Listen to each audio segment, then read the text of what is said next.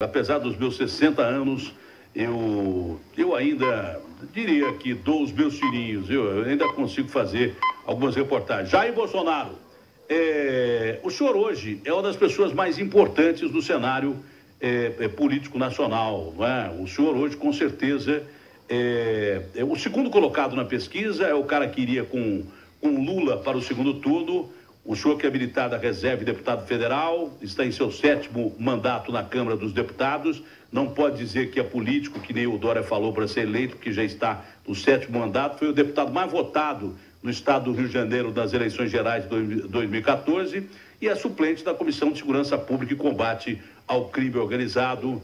É um sujeito que é polêmico, fala um monte de coisa que muita gente não concorda, que muita gente concorda, mas que tem coragem, que tem peito para falar aquilo que quer falar, não é verdade? Então é um prazer falar com o senhor mais uma vez, deputado Jair Bolsonaro, e segundo colocado na pesquisa do Ibope para suceder o presidente Temer. Se houvesse eleição hoje, o senhor iria para o segundo turno com o presidente Luiz Inácio Lula da Silva. Como é que o senhor imagina um debate com o presidente da República, Luiz Inácio Lula da Silva, num debate direto no segundo turno, deputado Jair Bolsonaro? É uma coisa que eu queria ver. Como vai o senhor? Datena, muito obrigado pela oportunidade. Eu sou um pouco parecido contigo na espontaneidade, admiro seu jornalismo bastante franco, aberto e objetivo. A questão do Lula, no possível segundo turno, né? Logicamente, ele é uma pessoa que sempre diz que não sabe de nada. Mas a gente sabe que, na verdade, ele é uma pessoa que sabe o linguajar do povo. Ele vai capitalizar tudo que ocorreu de ruim no governo Temer, que é reflexo do governo Dilma e do próprio Lula, para tentar se viabilizar por ocasião das eleições do ano que vem. Não vai ser fácil qualquer um debater, porque é uma pessoa que, como disse, né, sabe a linguagem do povo. Eu, no momento aqui, estou estudando com uma equipe aqui no Rio de Janeiro a questão de alternativas energéticas para o Brasil. Ou seja, eu quero levar qualquer debate, caso eu vá para o segundo turno com Lula, para onde nós podemos buscar soluções para o nosso Brasil. Né? E a questão energética aqui, a gente pega um exemplo de Roraima. É um estado que não tem densidade eleitoral, mas é importantíssimo essa discussão partir dessa região para os grandes centros aqui, onde estão nossos grandes parques industriais da região sudeste.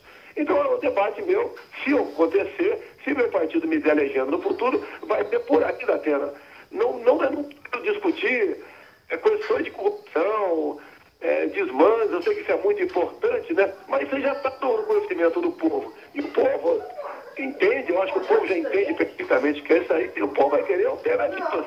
E como é que você vai conseguir, por exemplo, ampliar o nosso parque energético no Brasil, que com dinheiro, com todo respeito, qualquer um pode ter aí presidente, governador, não vai ter problema nenhum. Então é sem dinheiro. Vamos buscar alternativas, porque o Brasil, a partir do momento que ele tem que crescer, vai ter que ter energia. E olha só, a previsão agora para o ano que vem, já levantado, né, no papel aqui, é que nós chegaremos, os nossos reservatórios, as usinas hidrelétricas, chegará ao nível de 2001, naquele grande apagão que houve no governo Fernando Henrique Cardoso. Mas se você tivesse, por exemplo, operando o projeto de usinas nucleares, que vem na contramão da história depois de Fukushima, a Alemanha, por exemplo, está desativando as suas usinas nucleares, mas no Brasil, por necessidade premente de energia, se a gente tivesse hoje 8 usinas operando usinas nucleares, ou pelo menos dessas 8, 5 ou 4, parte desse problema a gente não teria. Um projeto que foi interrompido por falta de verba, inclusive. E o Brasil é um país que, à exceção de Estados Unidos e Rússia, tem jazida de urânio, se você não sabe, tem jazida de urânio. Nós temos urânio aqui e temos um processo de enriquecimento de urânio desenvolvido pela Marinha Nacional, que é um processo único que os americanos e russos não têm igual. Entendeu? Então, se a gente tivesse um projeto sobressalente de, ao invés de usar termoelétrica, o nosso projeto de usinas nucleares, para fins pacíficos, ninguém quer construir bomba nuclear aqui, parte desse problema que o Bolsonaro está dizendo que a gente ia ter, não teria. Mas o programa não se estende porque não tem grana, acima de tudo, e porque tem outros impasses da comunidade internacional não permitir que você tem o seu programa nuclear desenvolvido aí sob pretexto de você fazer arma nuclear. Os Estados Unidos, por exemplo, eles produzem o combustível para o submarino nuclear deles lá. Eles têm bastante submarinos nucleares, mas eles produzem com o enriquecimento deles. E pergunta quem é que vai inspecionar o enriquecimento do urânio. Que acho que eles produzem material pesado, que é muito mais perigoso para a natureza do que o material que a gente produz aqui, que vai até 4,5 numa escala que chega até 20. Eles podem estar produzindo 20, mas como eles inspecionam praticamente, que a ONU, eles não têm inspeção em cima deles nem em cima da Rússia. Então o Brasil tem uma série de problemas para crescer, inclusive por causa da comunidade internacional. Não pense que a coisa é molezinha assim, não. Qualquer coisa o cara manda parar. Vem aqui, o cara da ONU fala assim, não, isso aqui está fora do circuito e tal. E para conseguir peças e daí por diante, coisa que vale a pena a gente discutir da sequência. Deputado, o senhor levou um susto com a pesquisa, o senhor sabia que já ia aparecer em segundo lugar? Até me permite apenas um complemento. Até há pouco tempo, eu tinha uma percepção que no Brasil não tínhamos capacidade para participar. E conversando com técnicos, né, eu cheguei à seguinte conclusão. Nós temos essa capacidade, mas o poderio político impede que você se antecipe a problemas, porque outras questões vêm na frente das soluções.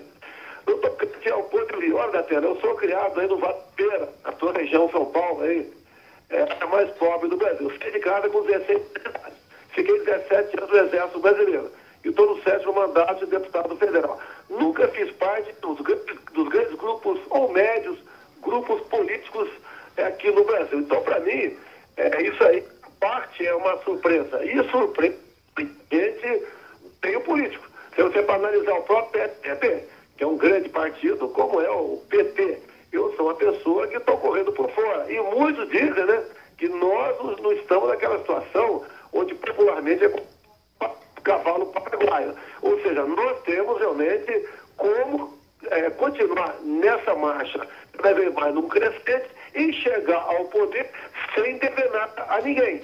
Porque é duro, você ficar lá e depois tem que repartir ministérios dados os apoios que você teve durante a campanha. Onde eu costumo dizer, né? Eu estarei na cadeira presidencial em janeiro, tranquilamente, para falar do time, ou estarei na praia, aqui na Barra da Tijuca.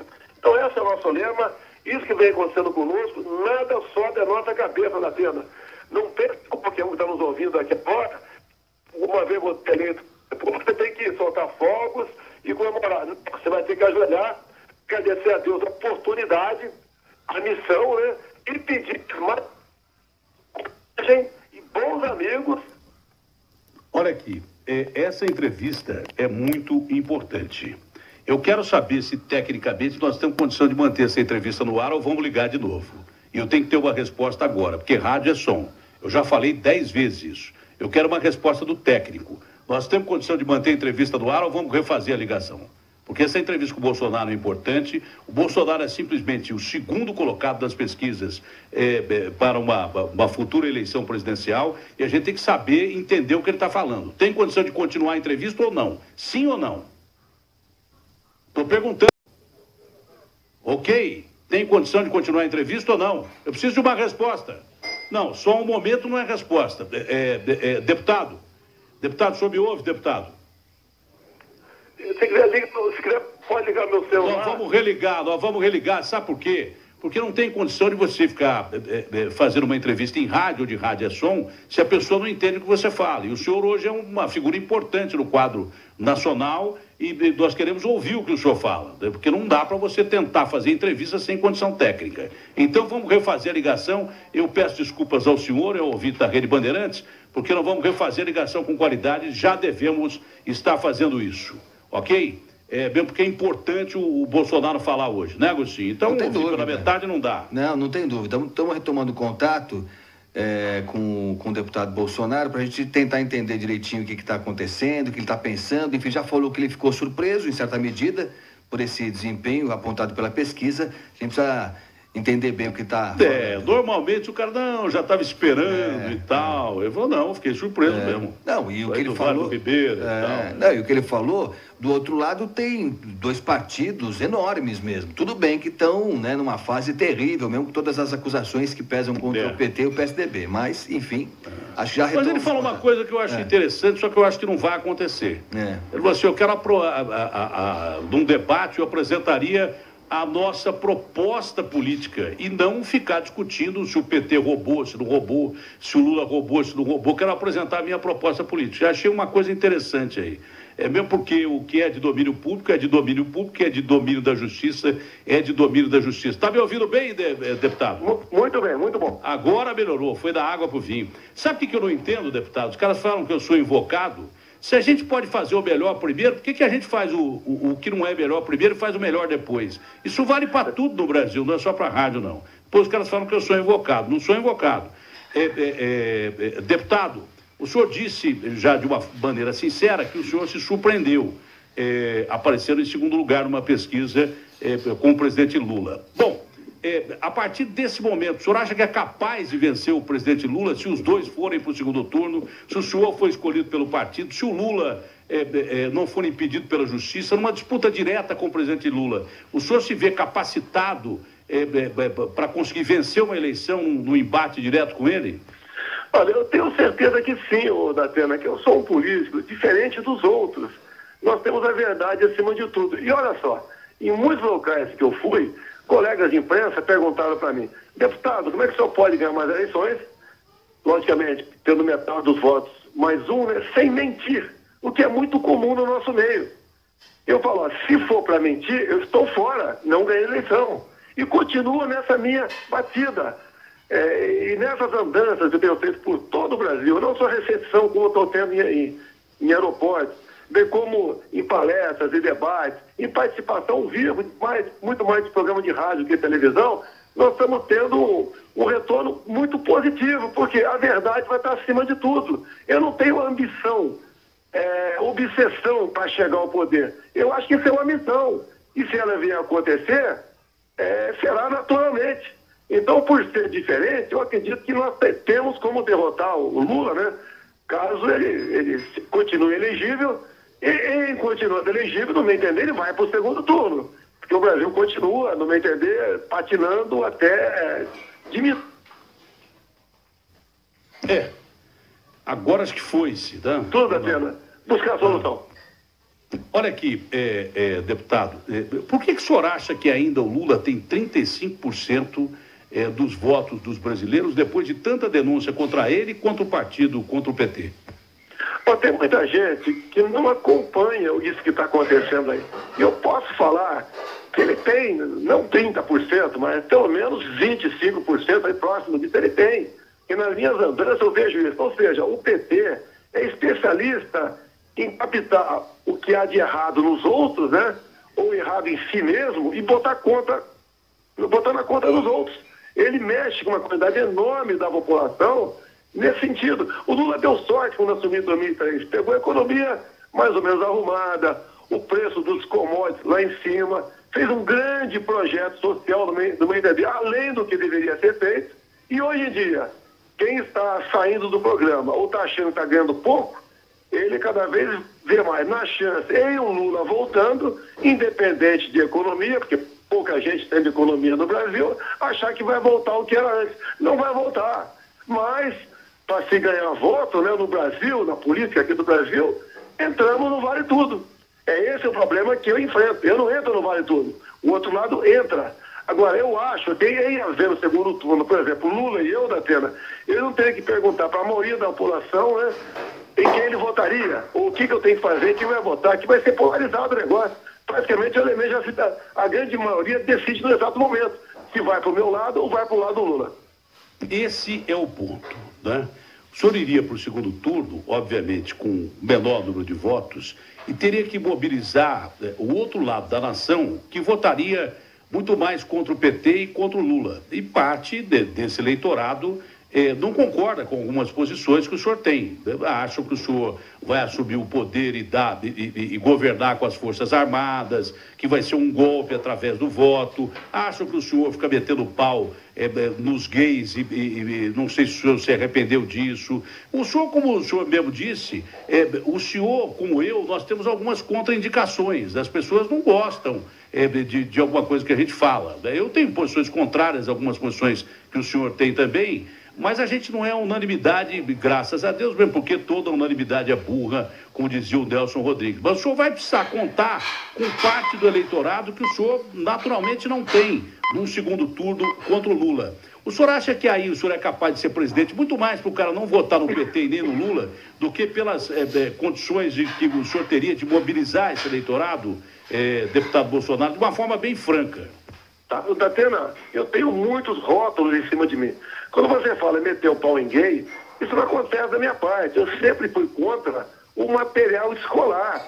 E ponto final. Isso eu descobri em 2010, quando o governo do PT, que o Haddad era o ministro da Educação naquela fase, queria botar o tal do kit gay nas escolas. E como a esquerda, né, o PT, não tinha como dizer que eu estava errado, ele me levou para o lado que eu não, como se eu tivesse aí um grande inimigo, fosse um grande homofóbico da comunidade LGBT. Te digo mais, até hoje em dia, grande parte da comunidade LGBT vota em mim e vota de forma bastante convicta.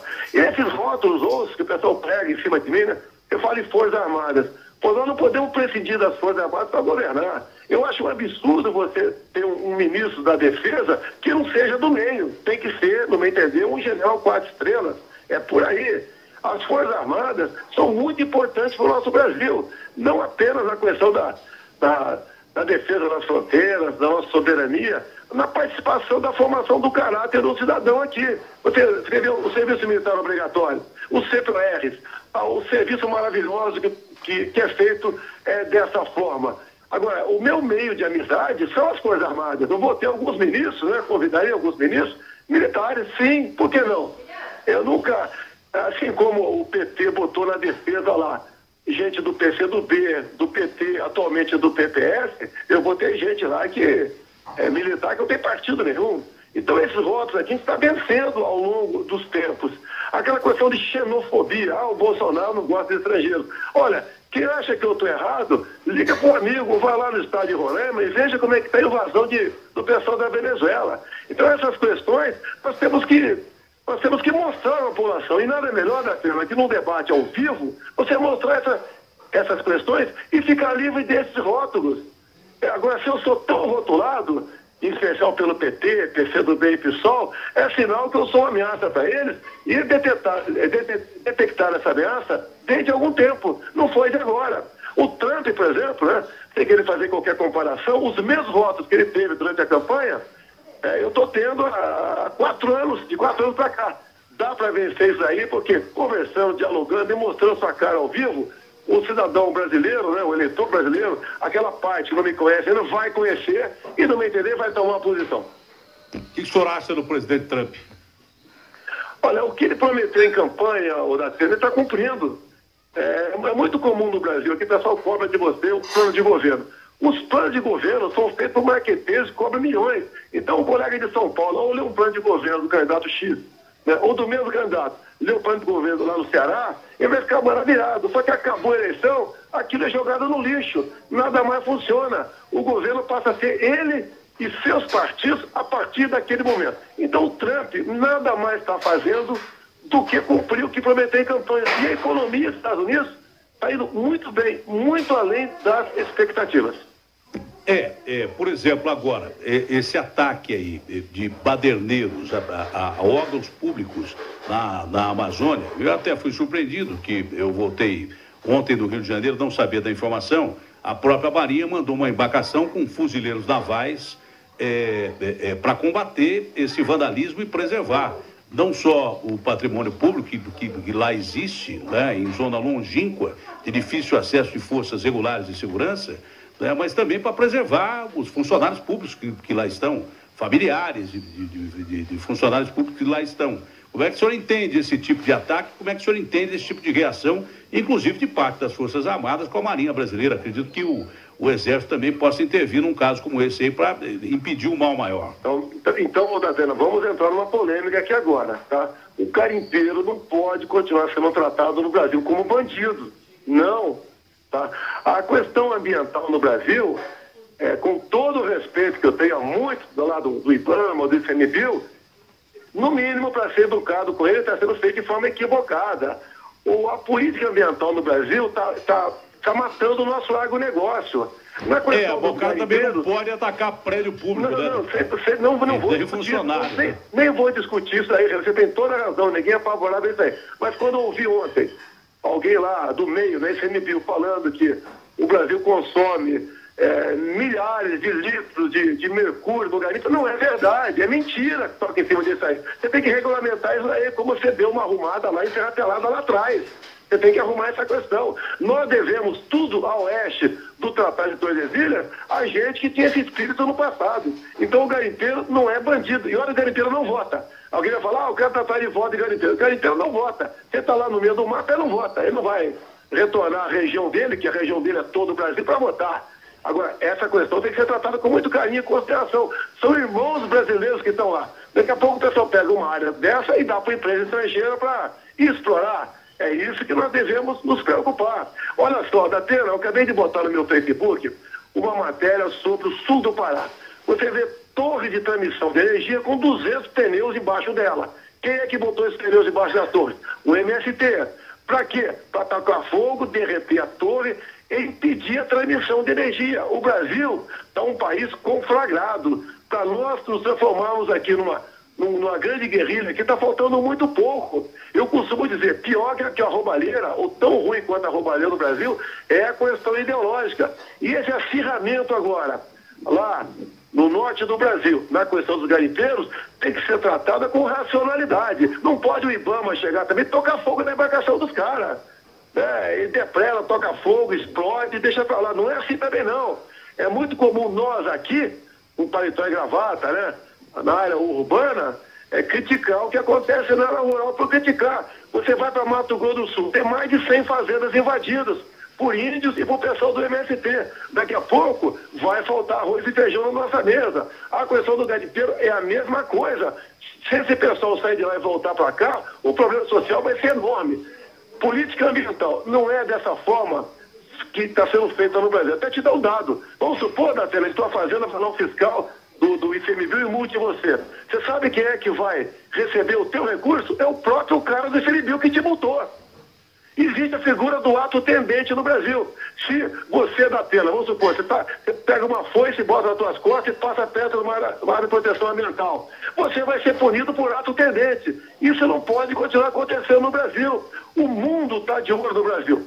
A gente entra na questão de reservas indígenas. A indústria das demarcações de terras indígenas. É muito fácil defender índio. Vamos entregar tudo. Vamos entregar a Barra da Tijuca.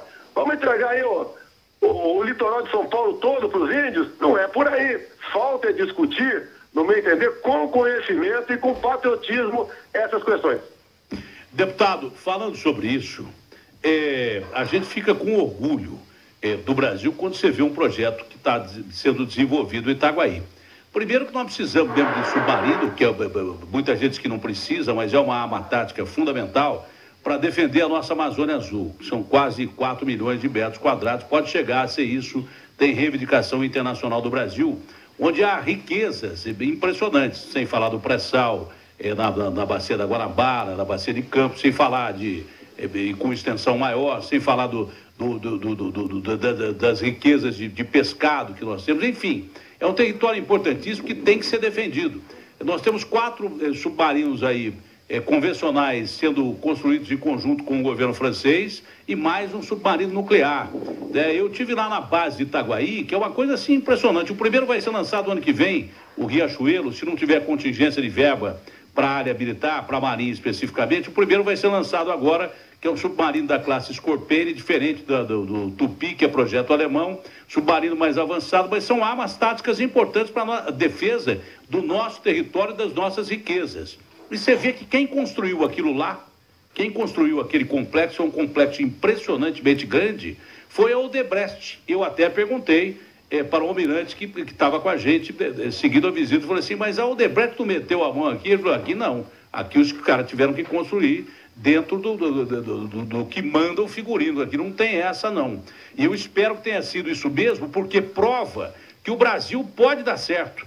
Quem desvirtuou a Odebrecht, quem desvirtuou a JBS, foram políticos que passaram a usar essas empresas, claro que com a conivência dos donos, não, mas passaram a usar essas empresas como caixa 2 de campanha e para roubar mesmo. Alguns usaram para botar no bolso.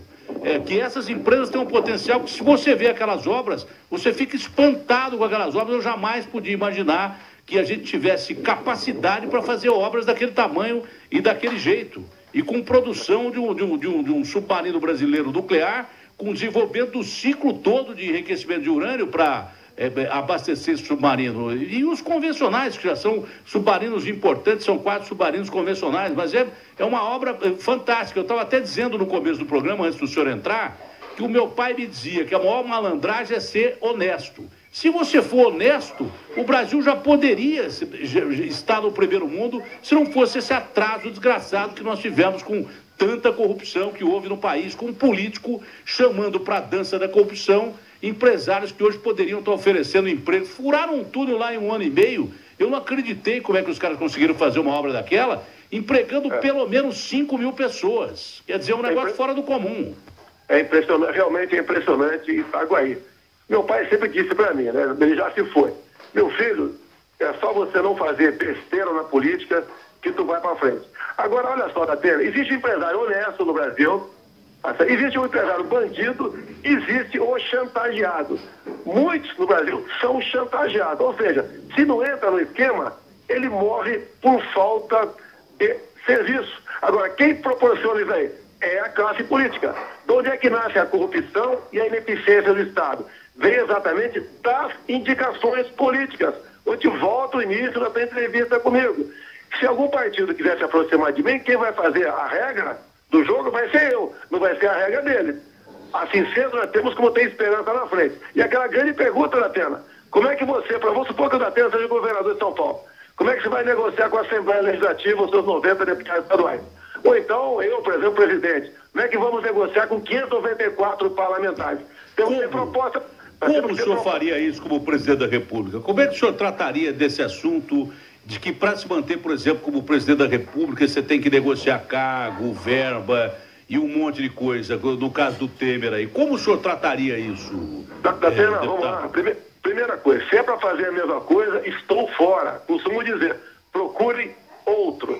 O que eu estou fazendo é vendo o Brasil todo, estado por estado, região por região, tem bancada da segurança, tem um pessoal evangélico, tem uma bancada muito importante, tem a bancada da agricultura. Como solucionar esses problemas ou buscar soluções para isso tudo sem recurso e sem tomar lá da cá? Eu não posso indicar, Datena, o ministro da Defesa, com todo respeito a você que é civil, para você, Datena. Eu entendo que você não entende do assunto. Assim, não entendo mesmo. Assim eu não posso botar um médico, por exemplo, um engenheiro, tá, da construção civil para ser ministro lá da saúde. Nós temos que... O Brasil é igual um time de futebol. Se o técnico escala, por exemplo, o Felipe Melo do Palmeiras no gol, não vai dar certo. É o que vem sendo feito ao longo do tempo do Brasil. E nós trabalhamos como chegar lá e fazer com que nós indiquemos os ministros certos para os ministérios certos.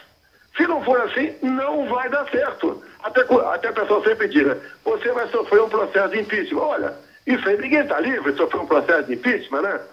Agora, não seria por omissão e nem por corrupção. E nós temos a obrigação de ter um programa de governo, não é diferente, mas realista. Não feito por marqueteiros, mas feito por pessoas técnicas, para você dar esperança ao povo brasileiro, meu Deus do céu.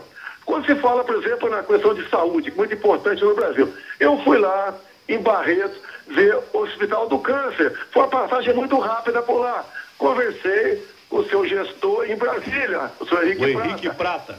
Então o que acontece? Ele lá manda. Eu tenho que ter um ministro da Ciência e Tecnologia que realmente decida as questões do Ministério. Tem que ter um ministro da Agricultura que não tenha que ele vai ganhar superintendências pelos estados. É o que a gente vê acontecendo agora, a questão da carne fraca. Ó, nesse estado aqui, quem indicou não foi eu, foi o partido tal. Não dá certo o Brasil dessa maneira. É isso que eu quero mostrar para todo o Brasil. Que nós temos como dar certo. O potencial que nós temos, Atena, ninguém tem. Eu costumo dizer, né? Olha para Israel. Veja o que eles não têm e o que eles são. Agora venha para o Brasil. Olha o que nós temos e o que nós não somos. Onde está o problema? Indicação política. O Brasil não é da classe política, que não deve ser desprezada, ela tem que ser considerada, tem que ser valorizada e trazê-la para o seu lado. Mas não pode grupos de partidos ou de políticos definir quem vai ser o diretor da Petrobras, quem vai ser o homem que vai mandar em Furnas, que vai mandar na Caixa Econômica, no Banco do Brasil, do Banco do Nordeste, do Banco da Amazônia. Não dá certo. O Brasil não é dos políticos, nós somos empregados da população. Tanto é que eu não aceito nenhum partido chegar para conversar comigo por baixo do pano com uma conversinha. Não, mas esse ministério é meu. Prefiro não chegar, prefiro estar na praia em Copacabana ou na Barra da Tijuca aqui, né? Já que estou morando no Rio de Janeiro, a partir de janeiro de 2019, do que na cadeira presidencial, refém dessas mesmas raposas políticas que todo mundo conhece e muito bem. E pelo jeito que essa reforma política de Araque só vai favorecer esses caras aí. Não vai favorecer ninguém para renovação. Isso é uma reforma política de Araque. E causa política pra caramba. Até os quase 2 bilhões, Atena, vão ser dados para que político? Os políticos já estão lá. Então a renovação vai ser pequena. Os mesmos, sim. É isso aí. Bom, tem ouvinte aqui que está pedindo para o senhor falar sobre a sua carreira política, e o Agostinho Teixeira quer fazer uma pergunta ao senhor, ele me pede para fazer essa pergunta. Agostinho, você está brincando comigo, não? Você é tão ou mais importante do que eu nesse programa, porque, na realidade, você faz matérias aqui que salvam esse programa. E nessa pergunta sobre os seus projetos, tem também ouvinte perguntando sobre mordomias de políticos e coisas que tais, deputado. Olha, quem decide essa questão é o respectivo poder. Não pode o presidente da República propor mudança lá na casa. Quem propõe mudança na casa é o presidente da Câmara e do Senado. Cada um faz a sua parte. Por exemplo, a verba de gabinete, em torno de R$400 mil, né? O ano passado eu não gastei 70 mil, esse ano eu devo gastar próximo de R$200 mil. Fiz a minha economia, faço a minha parte. Agora, quem age dessa maneira, né, Pena, perde divulgação lá na frente. É o que o ônus que você tem. O cara que gastou tudo, né? Muitas vezes o gasto é correto, às vezes nem tanto, mas ele tem muito mais chance do que você, porque ele investiu mais. Sim. Mas então, quer dizer, a reforma política, o que cabe ao legislativo e ao judiciário, você vê muitas vezes alguns juízes aí ganhando 2, 3 vezes o teto, cabe ao respectivo poder tratar desse assunto. Não é um presidente, eu não vou como presidente, vamos supor, né, dizer o que deve ser cortado ou não dentro do poder legislativo.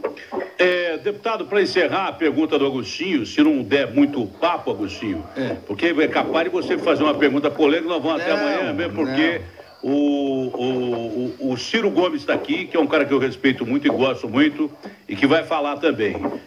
Então, seja rápido, por gentileza, Agostinho, ou então não faça pergunta nenhuma e vamos seguir o jogo. Vai, Agostinho. É curto e grosso. Deputado, bom dia para o senhor. Curto e grosso, vai.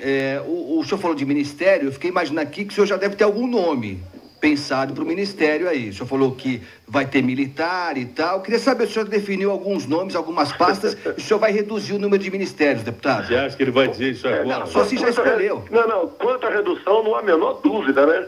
Você tem que passar aí a metade, os 15 é mais que suficiente. Até para quê, Agostinho? Com todo respeito a você. Se eu fosse perguntar para você agora, talvez você não pudesse responder. Agostinho, 30 segundos, me deu o nome de meia dúzia de ministros. São tantos.